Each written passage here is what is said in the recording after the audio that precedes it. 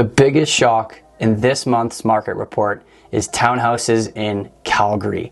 I don't know what happened to townhouses in Calgary this month, but they got wrecked pretty hard. Let's go figure it out. My name's Fyfe, your Calgary Realtor. Every single month I make these videos, and this month I'm actually quite blown away with what's going on in the townhouse market. If you're looking at making a move in 2024, now is definitely the time to make a plan and figure out what you can expect in 2024, be it 6, 8, 10 months away, doesn't matter. The Zoom link is in the description. Go ahead and book a call. Now, townhouses in Calgary have reached 425,000, and that is a decrease of $4,000 from last month. Every single month in 2023, condos have increased month over month, except this month. Yes, we have seen 20% year over year gain, which is a $67,000 increase from last year, which is absolutely insane. But I truly did not expect to see this month's market report come out where they lost $4,000 citywide. So let's start to kind of dive into this a little bit. Now, let's remember there are attributes. 425. It is a 2-bedroom unit, 2 full bathrooms, 1 half bath, single attached garage, 1,160 square foot. It has a poured concrete foundation and built in 2004. So when you see benchmark price in other quadrants, which we'll talk about in future slides, make sure that you are asking for and looking for the benchmark attributes. So without further ado, this is what the Calgary Real Estate Board has written about the townhouse market. If you want to read it on your own, go ahead, pause the video, go to the next chapter. It's all good. Limited supply choices in the lower price ranges contributed to the pullback in sales in 2023. Annual sales declined by over 11% despite rising sales for homes priced above $400,000. While new listings did show signs of improving in the second half of the year, all of the gains were reported in the higher price ranges, causing relatively more balanced conditions in the upper price ranges versus the seller's market conditions in the lower price ranges. What a tongue twister. Conditions favored the seller throughout the year, supporting an annual benchmark gain of over 13%. Prices improved across each district, ranging from a low of 11% in the city center to over 20% growth in both northeast and east districts. So let's start to figure this out. So real quick, here is the benchmark attributes for Calgary. Now, the red line is the benchmark price. Sorry, I'm tired. It's late at night. I'm trying to do this before I leave on vacation. So the benchmark attributes, the benchmark price is the red bar here.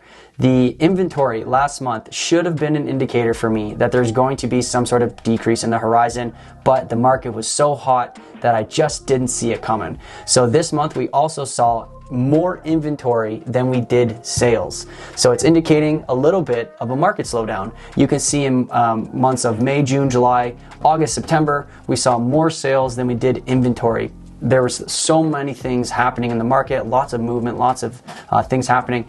All throughout the year, we just saw a steady increase in price point. Now, boom, we saw a decrease in December. It's not completely uncommon in this holiday season, but at the same time, it's still an honest surprise for me. So let's just take a peek here. So when we start to look at the year-to-date sales, you can see that the sales dropped, the new listings dropped, as well as the inventory, which is pretty common for this time of year. When we look at the levels of last year, we're still outpacing a lot of what's happened last year. When you look at like November, December numbers, obviously we're going to outpace them by quite a bit. You see the benchmark price decreased, the median price actually increased, and the average price increased, yet the benchmark price decreased. So the higher price point market is moving more rapidly above 450,000 than the lower market. So the higher price point market could have placed lower offers on property for certain attributes, driving down the benchmark price, which is not something that I anticipated. Now, when you look at the average price point and the median price point, you can see that they fluctuate. Like the median went from 420 all the way down to 401, then it went back up to 415. The average went from 427 down to 404 up to 418. So it shifts a lot. It's very hard to track. The benchmark is tied to attributes, and it's very interesting to see the attributes dropping below the October number only by $100. only by $100, but it's still lower than that, which is crazy to see. It's just not something that I would expect. So I'm pretty interested. When we look at the total sales volume from this year to last year, you can see that the sales volume stayed the same at $1.8 billion, okay?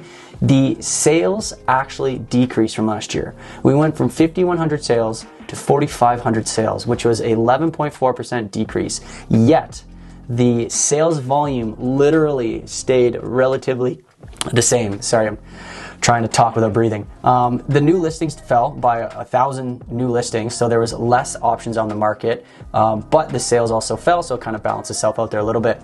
The months of supply fell below 1 month, which is pretty crazy to witness. The market is very hot. The sales to new listing ratio actually increased, so a lot of those new listings actually sold at 88%. The sales to new listing ratio, the sales to new listing price ratio actually increased to over 100%, which is wild. So how I've been explaining this is obviously there are listings that have to price reduce at some point or another to attract buyers. But those price reduced listings were outweighed by the amount of listings that got over list price, which is crazy, especially in this Calgary market. Like that might be normal in Toronto, Vancouver. That's not normal in Calgary. It might be the new normal now, but it's still interesting to kind of talk on it. You can see that the benchmark price last year was about $351. This year it's $399, so it's about $50,000 increase. The median price and obviously the average price have increased as well. I don't really touch on them too much. So obviously the market is hot. The months of inventory is trending downwards. I would imagine we're going to stay at this level for the most part. I can't really see us falling too much more as a city, but we are pretty tight conditions, so it's very competitive out there. Now this is fascinating. So this is the months of supply. Let's start to break it down into quadrants. So we're going to look at the row section here. Everything is hovering around 1 month of supply. You can see an outlier of the city center hovering just over 2. Still a seller's market. It's quite expensive market, but there's still a lot of movement there. Everything else is quite low. Like when you start to look at south, west, north, as well as Calgary East, it's very tight in these markets. So it's very important that you know these things going into the market if you're a buyer, investor, or even a seller. So this is the benchmark price for individual quadrants, just a visualization of how much things are. You can see that the most expensive is city center, followed by west, and then it looks like northwest and southeast are somewhat similar, and then it starts to fall off from there. So very interesting to see the northwest and southeast being similar in price point, but their attributes are going to be different. So it's very important to realize that. So when we go to this here and you look at northwest and you look at southeast, we start to look at things like, okay, it's a 2-bed in the northwest, it's 1,170 square foot, and it's built in 1993. When we look at southeast, it's still a 2-bed, it's a 2-bath, they both have half baths. This one's it's almost the exact same square footage, but look at the year that it was built. Southeast is 2011, northeast is 1993, yet the benchmark price is similar. So it's very important that you realize that even though you see these price points, that if you're willing to go to the southeast, you're going to get a newer product for the same price. With the northwest, a little bit more sought after, it's going to be a little bit of an older product. So very interesting stuff here. So this is the year-over-year price growth comparison chart. You can see that there's outliers of east as well as northeast. They both saw over 30%, 35% increases, which is wild for something priced as low as townhouses. Everything else is hovering around 20%, which is still crazy. I mean, that's still a pretty wild increase. The lowest increase, 15%, which is a very big increase in my opinion. So how does this work for you? If you have a townhouse here in Calgary, you're curious of what it is and how much it's worth, go ahead and put it into this AI software. It's me and only me that looks at it. Of course, I'm going to reach out, I'm going to call, I'm going to thank you for using the system. If you're just kicking tires, that's totally fine. So many people use this software and they're just kicking tires and they're just curious of what their home is worth, and that's totally fine, that's totally cool. I'm here to help. I'm here to kind of point you in the right direction if you want some pointing in. If you're just looking to get a price evaluation, sure, that's totally fine too. Go ahead, use the system. It's super cool. So this is the microeconomic breakdown. This is like so mind-blowing for me. So here's the sales, here's the new listings, here's the sales and new listing ratio. You can see that every single quadrant saw over 100% sales and new listing ratio. Clearly, the market's hot. Okay, everything is selling. Here's the inventory, here's the months of supply, everything's hovering around 1. Here is the benchmark prices for those quadrants. This is the month or the year over year, and this is the month over month. I don't know if they made a mistake on this report, but like, there's a lot of negatives here, which is absolutely crazy for properties that have a sales to new listing ratio over 100% in every quadrant. So when I reveal this here, you can see that City Center lost $12,000, Calgary West lost 74, Calgary Northwest lost 45, 32 in Northeast. What else we got? 27 decrease in East. Like, it just doesn't make sense to me. Like, I don't know if this is wrong, because it is absolutely mind-blowing that every single property type, every single quadrant, even though they all saw over 100%, saw decreases. Like, it's so crazy to me. I thought for sure that 430 was the new average, the benchmark price for Calgary. We dropped right back down to 429. Not sure what's going on. Don't know if there are hiccups there. I might get an email later saying that the report was wrong.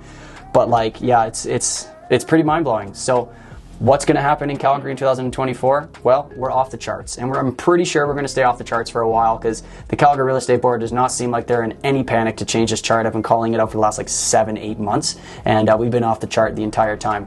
I would argue that 2024 we're going to see more increases, 5, 8, 10% increases. I mean, the lowest increase that we saw in this past year was 15%. I wouldn't be a bit surprised if townhouses saw more increases that aggressive in 2024. So like I said before, if you're looking at making a move, now is definitely the time to start making a plan and figuring out what you can expect in 2024, if it's a buy, if it's a sell, if it's an invest. So thank you very much for those who've made it through. I'm choking over my own words here. I probably should bring some water into my office, but it is what it is. Thank you very much. I really appreciate you watching. We'll see you on the next one. Peace.